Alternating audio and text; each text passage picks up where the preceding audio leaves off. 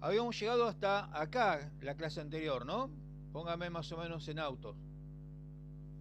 Sí, hasta acá. Muy bien, entonces Sí, vamos a profe. continuar con la clase de radiofísica del día 5 de mayo 2021, en donde habíamos estado hablando de los distintos niveles, ¿sí? De órbitas en donde iban a estar ubicados los electrones. ¿Correcto? Habíamos llegado hasta ahí. ¿Sí? Y habíamos dicho que cada uno de esas órbitas, tenían o se identificaban por una letra. ¿Se acuerdan? ¿Vamos bien? Sí, profesor. Perfecto, Alicia. A mí me encanta porque Alicia siempre contesta. Ya le conozco la voz a Alicia y hay algunos que no le conozco la voz. ¿Sí? La voz que más conozco es la de Alicia, la de Herrera, ¿sí?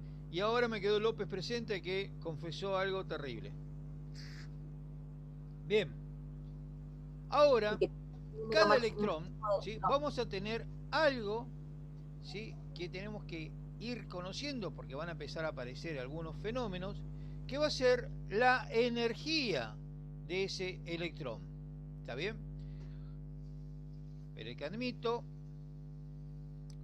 O sea, vamos a tener entonces un factor que va a determinar la energía y que tiene que ver con la distancia que se encuentra ese electrón desde el núcleo. ¿Está bien? Quiere decir que la energía potencial de ese electrón va a ser la que está más cerca del núcleo. O sea, que aquellos electrones de la capa o de la órbita K van a ser los que van a tener la energía potencial más fuerte, justamente porque están cerca del núcleo. ¿Sí? Eso van a tener entonces una elevada energía potencial. ¿Sí? Esta energía potencial, ¿sí? Esta atracción electrostática, va disminuyendo a medida que ese electrón está en órbitas más externas. Quiere decir que el electrón que está directamente en una capa bien externa va a tener una energía potencial mucho menor que la energía potencial de la órbita K. ¿Está claro, chicos? Esto lo podemos relacionar con lo extranuclear, o sea que el electrón que está por fuera tiene menos energía que el que está dentro, ¿o no? Mirá, el electrón, convengamos que siempre es extranuclear. Sí. ¿Sí? El electrón es extranuclear.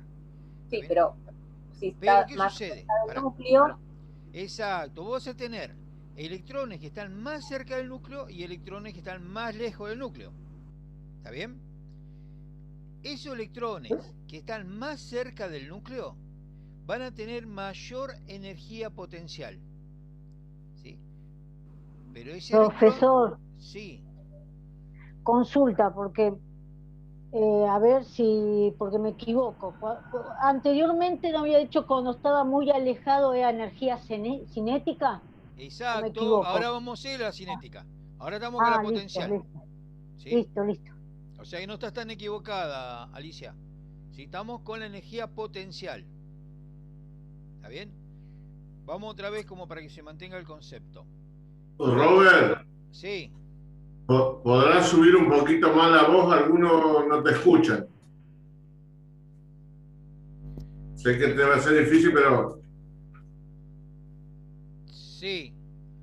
Está bien. A ver, vamos a intentar por ahora ahí. Ahí yo te escucho mucho mejor. Bueno. Y debe ser que me estoy apretando la garganta. Bueno, Se le escucha bien, profe. Entonces, a ver, vamos otra vez, chicos. El electrón o los electrones que están más cerca del núcleo van a tener mayor energía potencial. Pero recuerden que esos electrones no están sueltos, sino que están ubicados en distintas capas, ¿sí? O en órbitas. ¿Sí? ¿Quedó claro eso, chicos? Sí, profe. ¿Sí? Sí, profesor. Bien.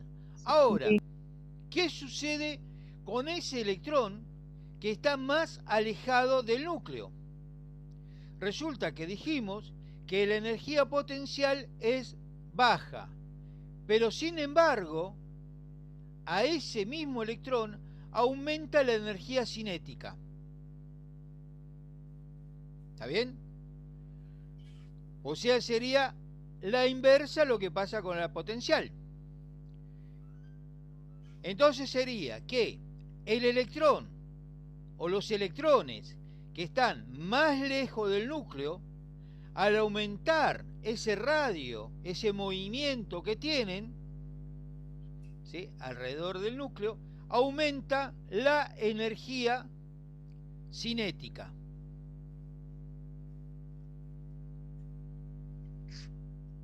Por consiguiente, los electrones de la capa K, ¿sí?, ¿qué va a pasar? Tienen menor velocidad, tienen menor recorrido para moverse.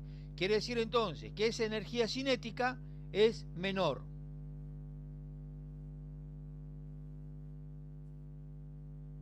Profe, o sea que todos los electrones tienen energía cinética y energía potencial. Sí, señorita.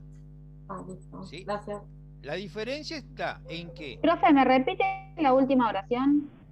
Que no me la acuerdo. No la entendí. Los electrones de la capa K. Los electrones de la capa K. Claro, ahí está. Los electrones de la capa K, ¿sí?, tienen mayor energía potencial, pero menor energía cinética. ¿Sí? ¿Por qué? Porque al estar más cerca del núcleo, ese movimiento que tienen no es tan grande, ¿sí? No tiene un gran desarrollo de velocidad. Ese cuerpo, ese electrón, mientras más recorrido tenga y más velocidad va a adquirir, aumenta la energía cinética. ¿Se entiende ahí?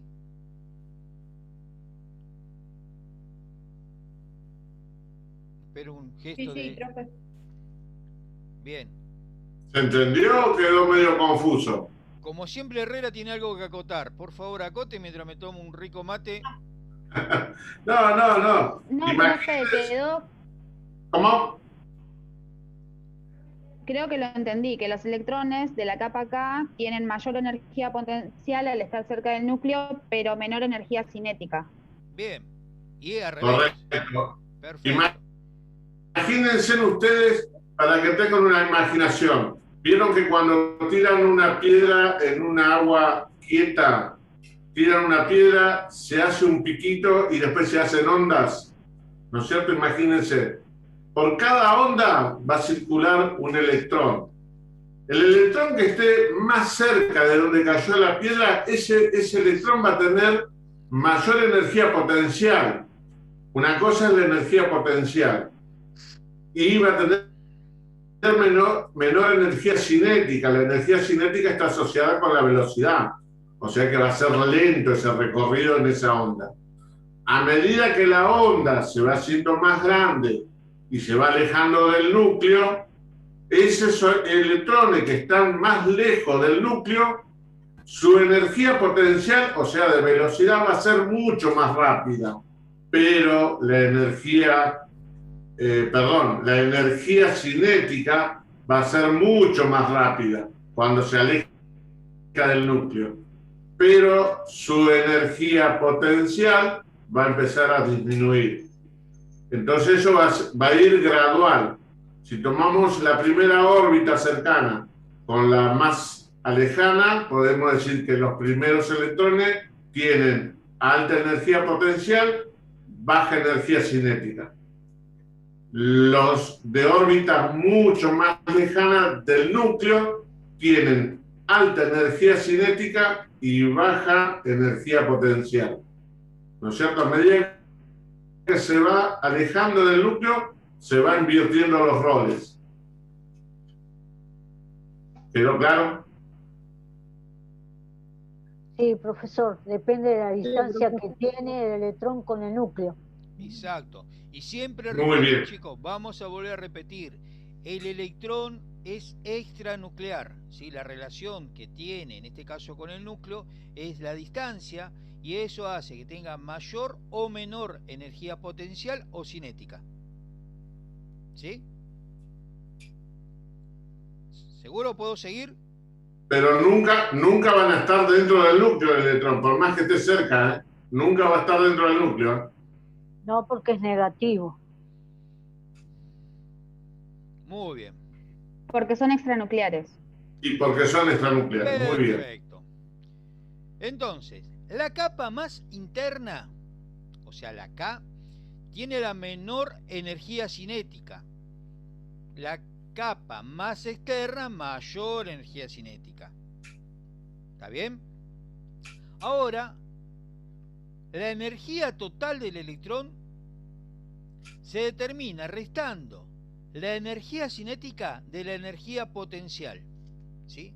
Y esta es la parte en donde se deberían poner numeritos, ¿sí? Y hacer cálculos. Pero nosotros nos quedamos en el marco teórico, solamente no vamos a entrar con ejercicios de esta índole, ¿sí? O sea, la energía total va a ser igual a la energía cinética menos la energía potencial.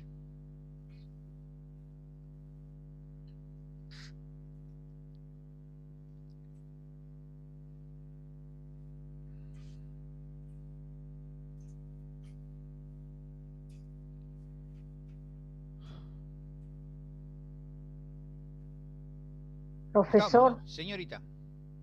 ¿por qué se resta y no se suman las potencias? ¿Por qué? Yo tengo la energía cinética que tiene mayor energía, ¿sí? Que me va a dar la energía total, que es la que está más externa y tiene mayor movimiento y tiene mayor energía cinética, ¿sí? Y le voy a restar, ¿sí? A la que tiene menor energía, ¿sí? Potencial. O sea, las dos van a... Por eso yo decía que tiene un valor numérico, ¿sí? Y nosotros no vamos a entrar en ese número, sino justamente acá tendríamos que poner la energía y tendríamos un valor numérico, ¿sí? Y que sería este valor, ¿sí? Si yo acá pongo ponerle 10 y acá le pongo 4, la energía total sería, ¿no es cierto?, 6. ¿Se entiende? Pero solamente entramos y nos quedamos acá en el marco teórico. Claro. No, en realidad también, Alicia, no se suman, porque la pregunta tuya está buena. Vos preguntaste por qué no se suman y por qué se restan. Se restan porque son dos energías diferentes. Si estuviéramos hablando de diferentes, digamos, cálculos de energía, pero la energía estamos hablando de la misma, podemos hablar de una sumatoria.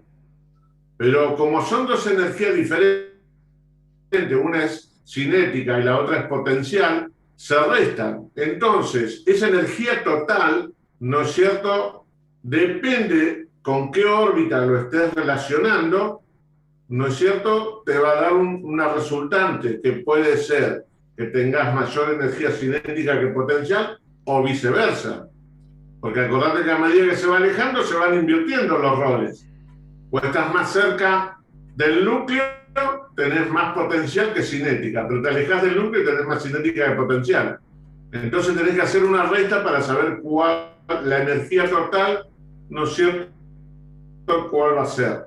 Entonces es la restante de una de otra para tener una única energía que va a tener una característica especial, obviamente, de cuál sea la que tenga mayor magnitud en el momento del cálculo. Gracias, profesor. Bueno, ¿estamos? ¿Se entendió, chicos, el concepto? ¿En algún momento quedan igualadas las dos energías? No. Una para un lado y la otra va para el otro, ¿en algún momento se llegan a igualar? No, porque una va a tener mayor y otra va a tener menor, justamente por esa relación de distancia con el núcleo, ¿sí? Y se van invirtiendo los roles, como dijo recién el profesor Herrera. Nunca va a haber una órbita, nunca se da que hay una órbita que tenga uno mayor, o sea que las dos tengan la misma energía, que tenga la misma potencia y la misma cinética, no se da. No hay eso. Porque si no sería un electrón nulo. Y no existe el electrón nulo. Por allí, que bueno, lo comento nada más, ¿sí? Que por ahí lo han visto en algún lado y que escucharon hablar de materia y antimateria, ¿sí? Que hay un aniquilamiento, ¿sí? Porque los dos tienen igual, ¿no es cierto?, energía y se aniquilan, pero no es este el caso, ¿sí? No es el caso. Y vamos de a paso, chicos. ¿Se entendió ahora? Subo otra vez el volumen. ¿Sí? Yo recién entré y me quedó medio la nebulosa, lo de la energía cinética y la potencial. Ajá. ¿Quién entró? La energía cinética... ¿Vanessa? Vanessa, sí. Ajá. La energía cinética es la que está más cerca del núcleo. Al revés. Al revés. La cinética es la que está más lejos del núcleo. Y la potencial, ¿sí?, es la energía que tiene el electrón que está más cerca del núcleo. Entonces podríamos decir que los electrones de la capa K tienen mayor energía potencial y menor energía cinética.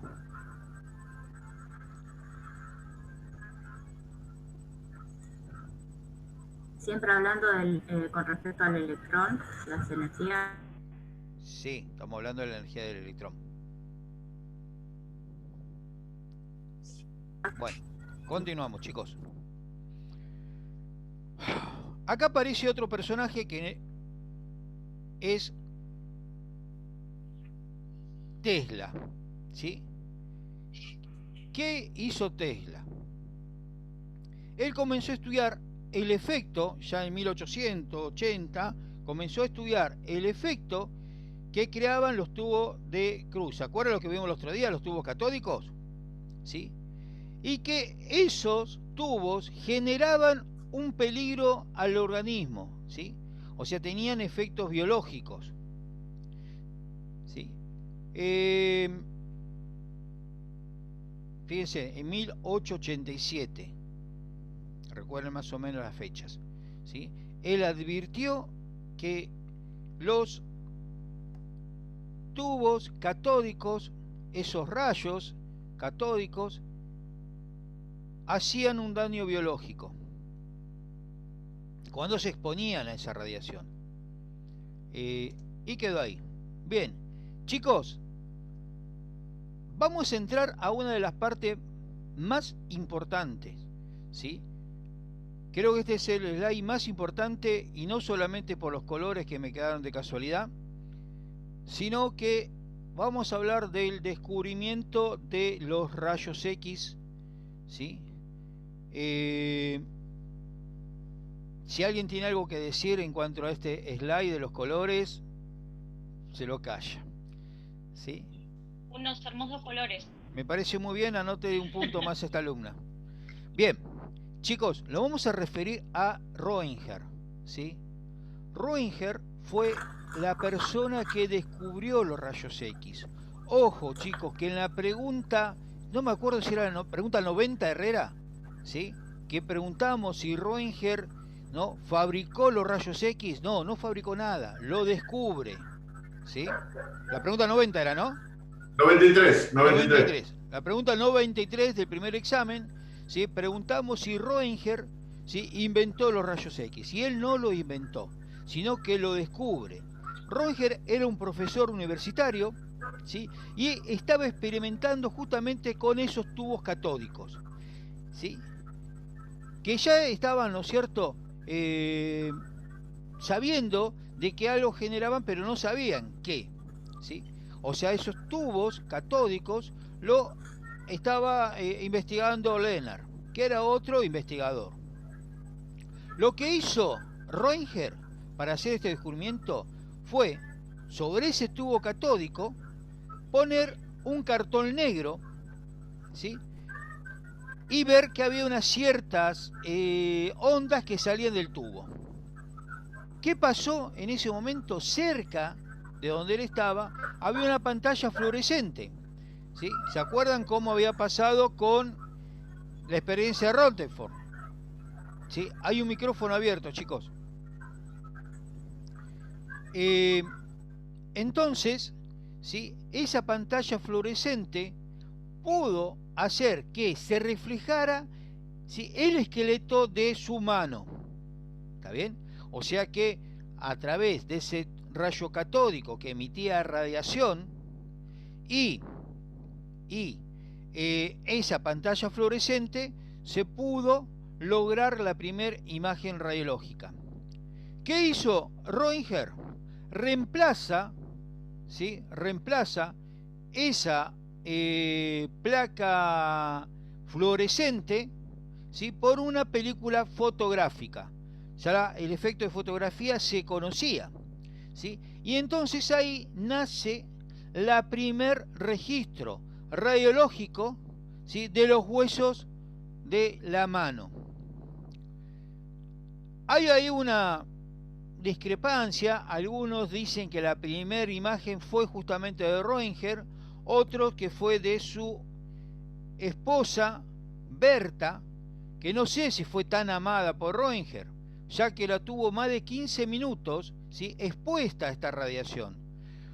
Y recuerden que Tesla había dicho: muchachos, esto ocasiona algún efecto biológico, ¿sí? De hecho, como esto no se conocía cuáles eran los efectos biológicos, ya van a ver ustedes que los primeros radiólogos, ¿sí? Ocasionaban serias lesiones al nivel dérmico en las manos, por ejemplo, ¿sí? U otras alteraciones que vamos a ir, si lo vamos a ir chumeando, ¿sí? Con el tiempo. Herrera, ¿quería aportar algo sobre la portada, sobre...? No. Está perfecto la historia, sí, me encantó. Muy Siempre bien. me gusta escucharlo. Entonces, esto pasó en el año 1895, más precisamente el 8 de noviembre de 1895. Por eso, ese día se celebra el Día del Técnico Radiólogo. ¿Está bien? Debido a homenaje... En realidad es el Día del Radiólogo, nos involucra a todos. Sí, porque antes el técnico no existía, era fotógrafo, ¿sí? O sea que del radiólogo. Más o menos. Del radiólogo. Y aprovecho, chicos, abro así un paréntesis: el 29 de mayo, ¿sí? Es el día del licenciado en producción de bioimágenes. Con el profesor Herrera, cualquier pavadita de oro nos va a venir bien, ¿saben? O sea, que sea pavadita de oro, no le estamos pidiendo grandes cosas. Bien, sigamos con la historia de Roentgen. Esto, chicos, hizo un gran avance, ¿sí? A la ciencia médica, porque todo aquello que los médicos podían presumir que era de tal forma, con este método, que no era invasivo, pero sí a la vez hacía un daño biológico, ¿sí? Pero que se desconocía, podían, ¿no es cierto?, estudiar al paciente o a la persona en su interior. Obviamente que no es como hoy, chicos, que podemos darle, ¿no es cierto?, contraste y estudiamos el tracto digestivo, ¿sí? O estudiamos contraste endovenoso y estudiamos, no sé, una arteria. No, se estudiaban lo que se podían, ¿sí? Se conocía algo de atenuación, ¿sí? Y con eso, bueno, era más que suficiente como para que este método dé un salto tan importante, ¿sí? Que sorprenda a toda la comunidad científica. Y a la vez, este descubrimiento empieza a generar confusiones, ¿sí? Debido a que los conocimientos médicos que tenían hasta ese momento, de pronto, ¿sí? Ven que van cambiando algunos conceptos, ¿sí? Qué sé yo, como por ejemplo la articulación en algunos huesos, que ellos lo podían ver, ¿sí? Con el paciente o en, digamos, preparados cadavéricos, ¿sí? Nos quedan 10 minutos. ¿Vamos bien, chicos? ¿Se entiende hasta acá? Fecha importante, 8 entonces de noviembre, descubrimiento de los rayos X por medio de Roentgen.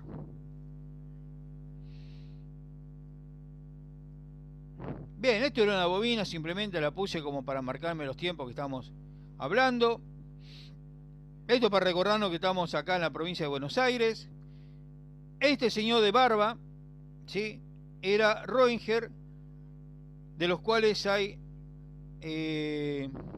algunas plegarias que algún día se las vamos a enseñar, ¿sí? Y esta es la mano, ¿sí?, en donde muchos dicen que, es más, el museo, si mal no recuerdo, de Inglaterra, estaría, ¿no es cierto?, documentada esto como la mano de la esposa. Propiedades de los rayos X, ¿sí? ¿Qué vamos a decir de esto, chicos? Nos quedan 8 minutos. Vamos a decir, básicamente, y muy importante, que son radiaciones electromagnéticas, ¿sí? Ya entra a fuego esto. A partir de este momento sabemos que los rayos X son radiaciones electromagnéticas, ¿sí?, que tienen alto poder de penetración, que se propagan en línea recta, ¿sí? O sea que los rayos X no doblan ni hacen la parabólica, sino son en línea recta, y que van a una velocidad similar a la de la luz, ¿sí? O sea, se lo pongo acá abajo, la velocidad de la luz es aproximadamente 300.000 kilómetros por hora, o sea que van muy rápido. Vamos a tener entonces algunas de esas propiedades. Penetran y atraviesan la materia. Ese es uno de los poderes que tiene los rayos X, o sea, tienen poder de penetración. Poder de penetración. Penetran y atraviesan la materia. Punto 2.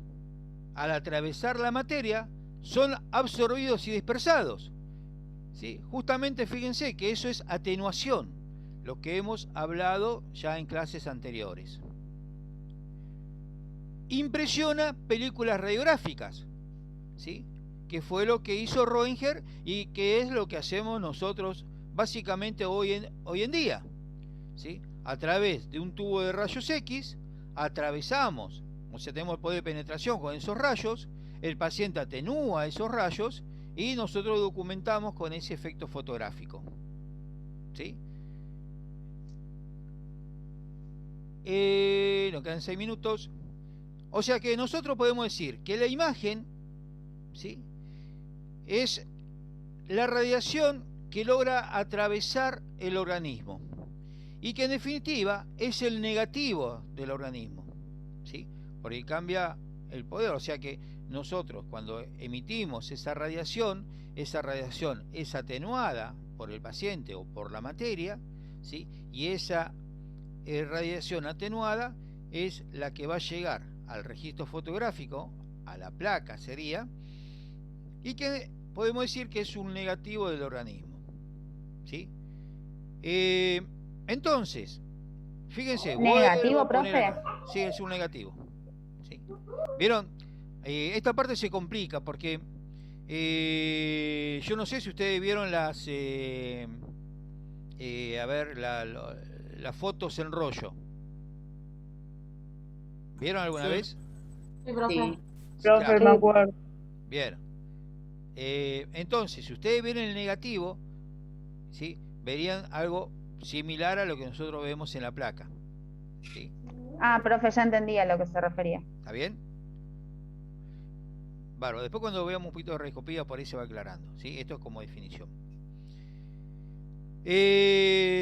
Reforzando lo que habíamos visto la vez pasada, cuando vimos esa, ¿no es cierto?,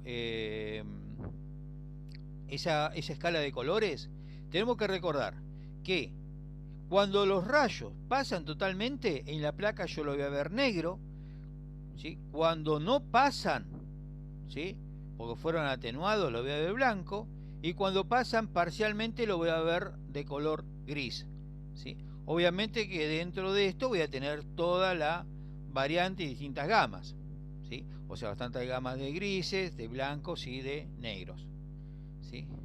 Herrera, te veo que saltás para decir algo. No, nada que aportar, me parece que creo que quedó claro. Lo del negativo es porque en realidad la impresión que se ve en la placa es, digamos, del organismo, es por falta de cantidad de fotones. O sea, lo que impacta directamente en la placa es la que no fue atenuada. Y la que fue atenuada es la que impacta con menos cantidad de fotones en una placa y bueno, por inversa, digamos, se ve la imagen. Por eso se dice que es negativa. Digamos que si uno va a tomar la parte ósea, digamos que el elemento óseo de nuestro cuerpo hace que lleguen menos cantidad de fotones o fotones con menor energía en la placa. Pero bueno, por eso se dice que es negativo. No sé si quedó muy claro, es medio confuso. Eso lo van a poder ver a lo mejor en un momento cuando veamos placas o alguna cosa así. Ahí lo van a entender. Es una tontería, digamos que es por atenuación, como dijo, y la atenuación significa que llegan menos cantidad de fotones y eso va a hacer que se vaya haciendo la imagen, ¿no?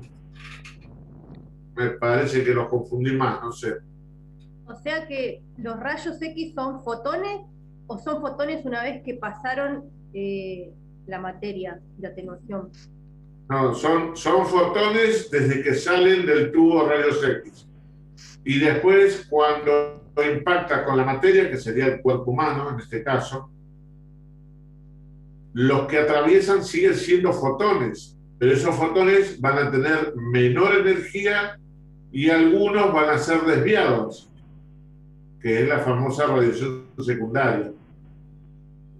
Impactan, algunos impactan y lo atraviesan de lado, pero los que atraviesan van a tener menor energía porque en el momento de impactar, parte de esa estructura le va a absorber energía.